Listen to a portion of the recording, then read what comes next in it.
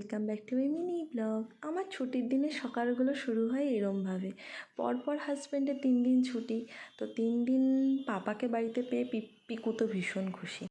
সকালবেলা উঠে ব্রেকফাস্ট করে নিয়ে আমি সোজা চলে এসেছি লাঞ্চের প্রিপারেশান করতে। আজকে বানাবো একটু পটলের দোরমা, কিন্তু একটু অন্যরকমভাবে। যেহেতু চিংড়ি মাছ ছিল না, আর জেনারেলি পটলের দোরমা একটু চিংড়ি মাছ দিয়েই করে, তো যেহেতু ওটা ছিল না তাই ভাবলাম একটু নিরামিষ করেই করি। ফার্স্ট টাইম এটা ট্রাই করছি। আর আমি না এডিট করতে বসে দেখি মাঝখানের ক্লিপগুলো নেই, হাওয়া করেছিলাম কিন্তু খুঁজে পাচ্ছি না।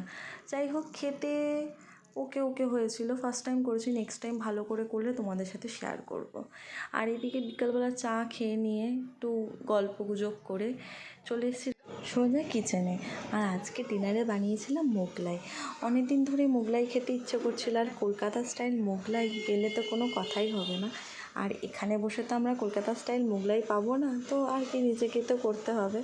হাজব্যান্ড বলছিল অনেকদিন ধরে যে মোগলাই বা রোল কিছু বানাও, তো চলো ঠিক আছে, আজকে ছুটি আছে, করেই ফেলি।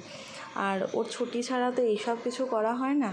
ফার্স্ট টাইম করেছিলাম, বেশ ভালোই হয়েছিল খেতে। প্রপার কলকাতার মতো একদম দোকানের মতো না হলেও বেশ ভালো করেছিলাম, ফার্স্ট টাইম হিসাবে ভীষণ ভালো।